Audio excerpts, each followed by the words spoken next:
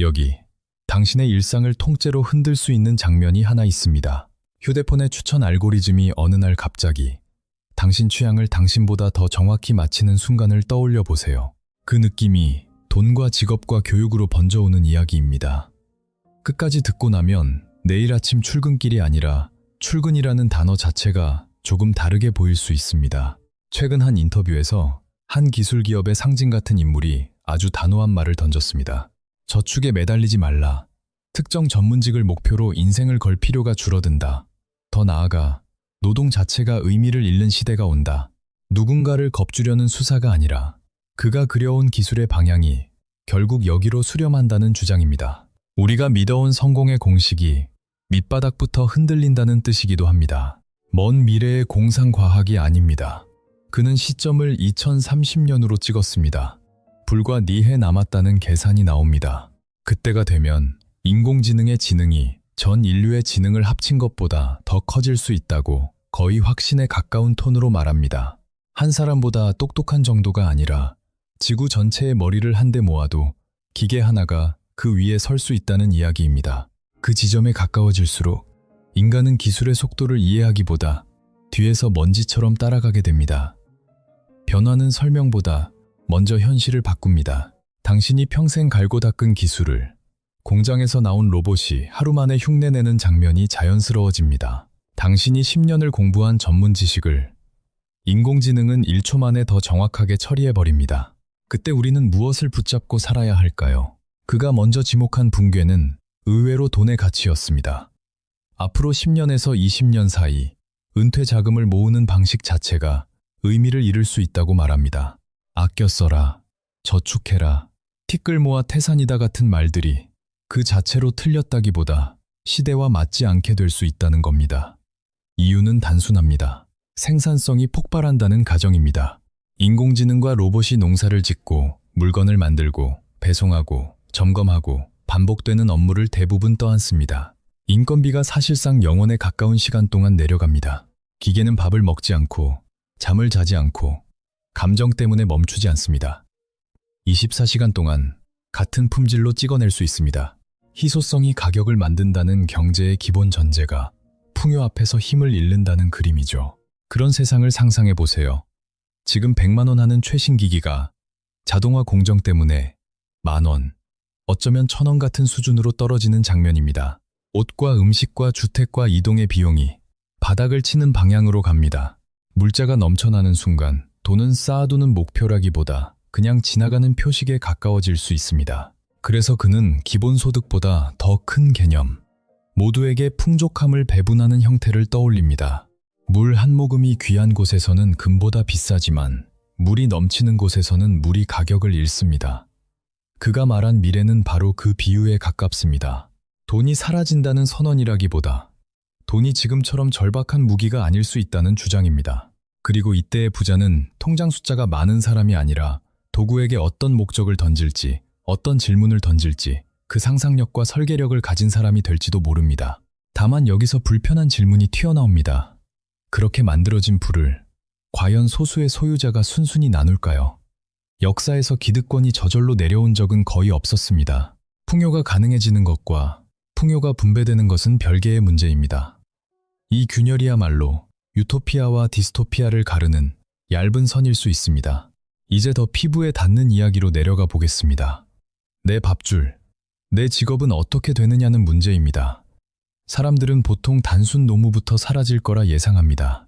공장, 계산대, 단순 반복, 이런 곳부터 기계가 들어올 거라고요. 그런데 그 인물의 예측은 방향이 반대였습니다. 먼저 흔들리는 건 사무실의 일, 즉 디지털 정보 위에서 돌아가는 화이트칼라 업무라고 말합니다. 이건 잔인한 역설입니다. 공부해서 좋은 대학 가면 에어컨 나오는 사무실에서 산다는 조언이 어떤 시대에는 안전한 길이 아니라 가장 먼저 대체되는 길이 될 수 있다는 뜻이니까요. 그는 비트가 원자보다 먼저라고 표현했습니다. 디지털로 구성된 일은 디지털로 태어난 존재가 압도적으로 잘할 수밖에 없다는 이야기입니다. 코딩, 번역, 회계, 금융 분석, 법률 문서 검토 같은 업무가 여기에 들어갑니다. 한때 가장 높은 연봉을 받던 사람들이 가장 먼저 자리에서 밀려날 수 있다는 경고죠. 그가 말하길, 화이트칼라 업무의 50%는 이미 대체 가능한 단계에 와 있습니다. 보고서, 데이터 정리, 엑셀 작업 같은 것들은 기계에게는 숨도 안 차는 일입니다. 실수도 덜하고 불평도 없고 임금 협상도 없으니 경영자의 선택은 차갑게 기울 수밖에 없습니다. 반대로 마지막까지 버티는 쪽은 의외로 몸을 쓰는 일이 될 수 있다고 봅니다. 배관, 전기, 용접, 목공, 조리, 돌봄 같은 영역입니다. 현실은 변수가 너무 많습니다. 좁은 틈에 몸을 구겨 넣어야 하고 녹슨 나사를 풀기 위해 손끝의 요령이 필요하고 뒤엉킨 전선에서 상황을 읽는 직관이 필요합니다. 로봇이 똑똑해져도 인간 손의 유연함을 그대로 복제하는 일은 아직 비싸고 어렵습니다. 그래서 한동안은 책상 위의 권위가 무너지는 동안 현장의 기술이 더 비싸질 수 있습니다. 인공지능이 판례를 분석해 문서를 만드는 건 1초면 되지만 터진 수도관을 막는 건 여전히 사람이 뛰어들어야 할 수 있습니다. 직업의 귀천이 뒤집히는 풍경입니다. 다만 이것도 영원한 안전이 아닙니다. 휴머노이드 로봇이 충분히 보급되는 순간 그 마지막 방어선도 언젠가 얇아질 수 있습니다. 여기서 많은 사람들의 가슴을 직접 찌르는 사례가 나옵니다. 한국 사회가 집단적으로 집착해온 의대 열풍의 문제입니다. 그는 3년 안에 휴머노이드 로봇이 세계 최고 외과 의사보다 수술을 더 잘할 수 있다고까지 말했습니다. 10년도 아니고 20년도 아니고 고작 3년이라는 시간표입니다. 지금 초등학교에 들어가는 아이가 의대 문턱을 밟기도 전에 수술실의 풍경이 바뀔 수 있다는 이야기입니다. 인간 의사가 한 명의 전문가가 되기까지 걸리는 시간은 길고 무겁습니다. 의대, 수련, 전문 과정까지 합치면 15년에서 20년이 훌쩍 지나갑니다. 그 사이 들어가는 돈과 시간은 말할 것도 없습니다. 그런데 로봇은 공장에서 찍어낼 수 있습니다.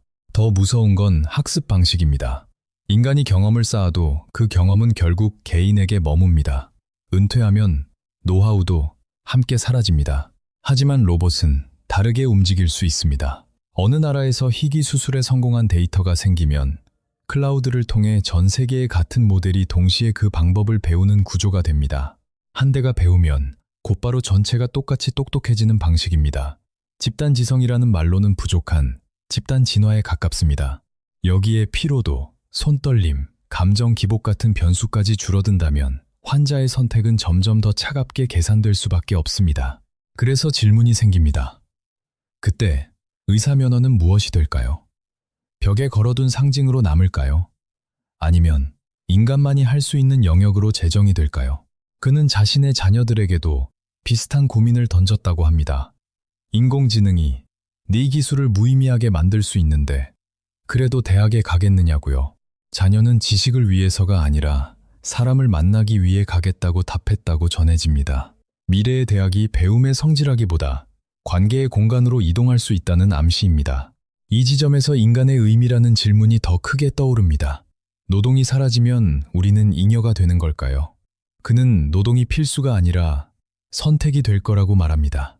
이 같은 돌이 일하고 싶으면 취미처럼 하고 하기 싫으면 하지 않아도 되는 방향입니다.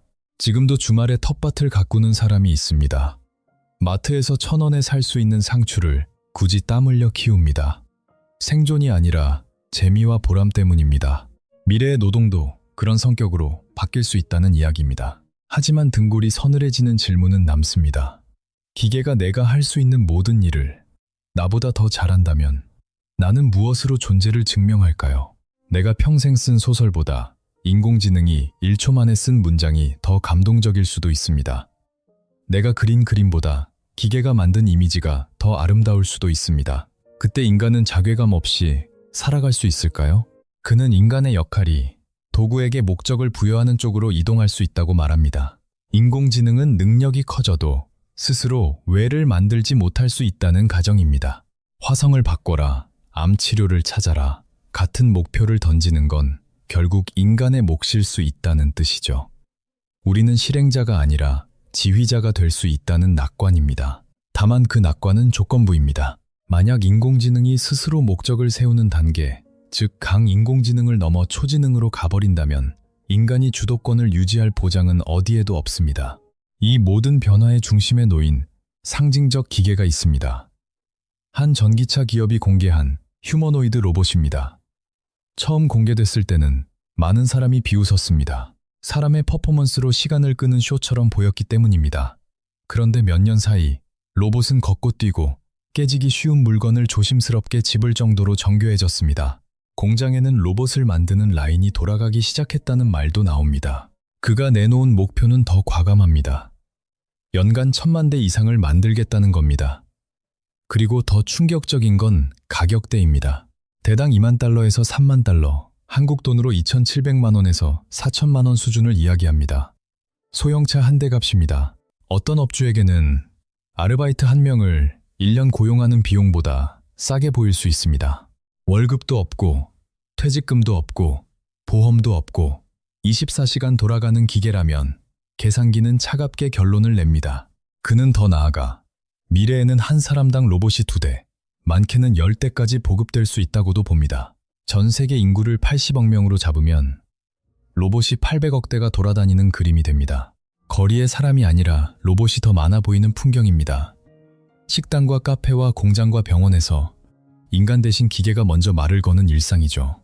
이게 편리함으로 느껴질지 공포로 느껴질지는 사람마다 다를 겁니다. 그래서 그는 또 하나의 카드를 꺼냅니다. 뇌와 컴퓨터를 직접 연결하는 기술입니다. 머리에 칩을 심어 인공지능과 연결하겠다는 발상입니다.